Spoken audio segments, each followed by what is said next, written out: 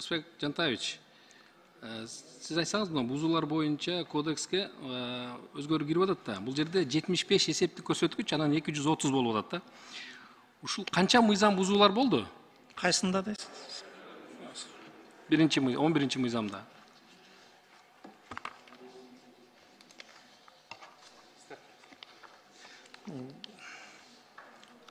Жүз 98-чи берене боюнча.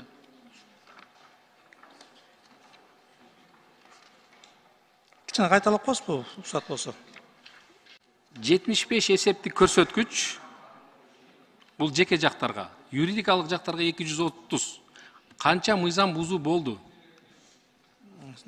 Салмакчын габариттик бузуу боюнча быйылкы жылы 20 миллион сомдон ашык акча каражаты айып пул катары салып өндүрүлдү. Болгону 20 миллион да? 20 миллион ушул 9 айда. Ушул 198-чи берене боюнча турабы?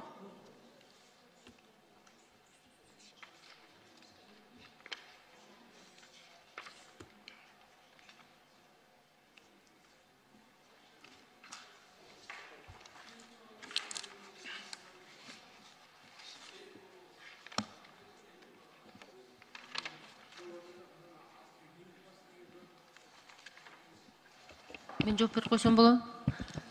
Жооп бериңиз, эгерде сизде жооп болсо.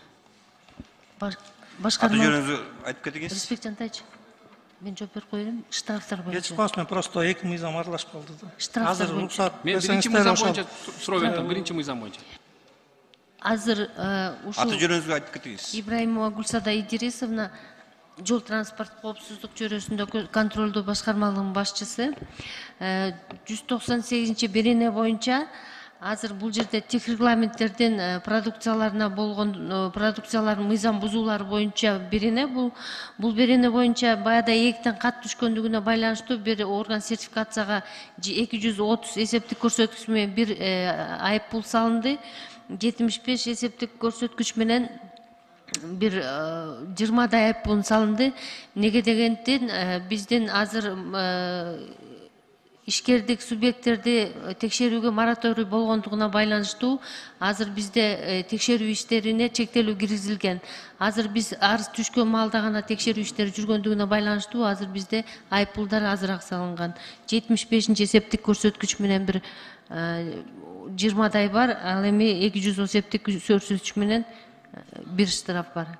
Ошондо аз эле болуп тур да турабы мыйзам бузуу. Азыр мораторий болгондо мындай толуктоо киргизип атасыздар да, карасаңыздар, темир жол, кыймылдуу составын, темир жол транспортунун инфраструктурасын деп атасыздар да. Бул биздин башкармалыкка 6 техникалык регламенттин көзөмөлү бекиген. Жок, Ошол тех регламенттердин бул жерде саналуу башкалар көрсөтүлүп, ал эми темир жол боюнча тех регламенттин редакциясы туура эмес кирип калганда темир жол өткөлдөрү деп гана, ошондуктан биз оңдоолорду киргизип атабыз. Темир жол кыймылдуу составы жана темир жол транспорттун инфраструктурасы деп. Темир жол боюнча 2 көрсөткүч, 2 штраф салынды, текшерүү иштери болуп.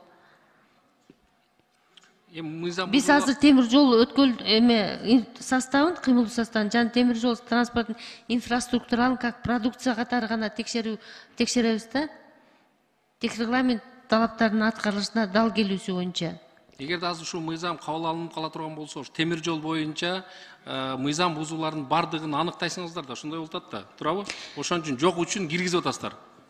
Ооба, темир жол кыймылдуу составы жок болгондуктан киргизип атабыз. Жок, сиздин жообуңуз мындай болуп атат да. Аябай аз 2, анан бир эле мыйзам бузуу болуп атат. Жеке жактарга 2, а юридикалык жактарга бир эле мыйзам бузуу болуп атат.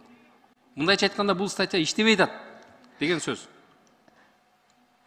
Бул статья иштеп атат, азыр мораторий болгондугуна байланыштуу азыр биз көп текшерүүлөрдү баштай элекпиз. Рахмат, түшүнүктүү. Рысбек Жантаевич, айтсаңызбы, страховка боюнча биздин жүк ташуучулар Казакстан аркылуу өткөндө страховка алышат да. Өзүнүн төлөмдөрүн төлөшөт. 5 күн убакыт берет, алар Казакстан чек арасынан чыгып кетүү. Эгерде бузулуп, эгерде кандайдыр бир кырсык болуп же чыга албай калса, алардын штрафы 10 эселеп жогору төлөнөт да. Бизде ошондой страховкалар барбы, жокпу? Бөтөн башка мамлекеттин жүк ташуучуларына. Бизде өзүңүздөр жакшы билгендей, баягы милдеттүү түрдө страхование киргенден кийин жеке жактарга токтотулуп калган. Азыркы мезгилде жок. Жок, бөтөн башка мамлекеттин жүк ташуучуларына деп атам мен. Биздин жүк ташуучулар Казакстанда төлөп атпайбы страховканы? Ал эми Казакстандыкы Кыргызстанда төлөбөйбү? Мыйзам бирдей иштейт да, бизде жеке жактарга жок да, азыркы мезгилде милдеттүү түрдө жок. Сиз түшүнбөй атасыз, менин суроомчу. Биздин жүк ташуучулар Казакстанга өткөндөн кийин төлөйт. Ал жекеби, юридикалык жакпы страховканы төлөйт. Ал эми Казакстандын жүк ташуучу машиналары келип бизде страховка төлөбөйбү? Түшүндүм мен сиздин сурооңузду. Дайыр жалгы айталайын, Казакстанда милдеттүү түрдө страхование бар. Милдеттүү түрдө. Жеке жактарга дагы өзүнүн гражданиби, башкабы милдеттүү түрдө страхование бар да. Казакстанда бар, Кытайда бар, милдеттүү түрдө страхование бар. Бизде милдеттүү түрдө эмес, азырынча токтоп турат. Алмаз Акымжанович, милдеттүү түрдө биздин жүк ташуучуларыбыз төлөйт Казакстанда. Ал эми башка мамлекеттин бизге келген жүк ташуучулары төлөбөйт. Кааласа төлөйт, кааласа төлөбөйт. Биздин жүк ташуучуларыбыз Казакстанда эгерде албай калса, жана кандайдыр бир кырсыкка учурап калса, же токтоп кала турган болсо, 17 000 болса керек, мен адашпасам, теңгеге. Ал 200 000 теңгеге чейин штраф төлөнөт да. Эмне үчүн бизде киргизбейбиз ошондой нерселерди?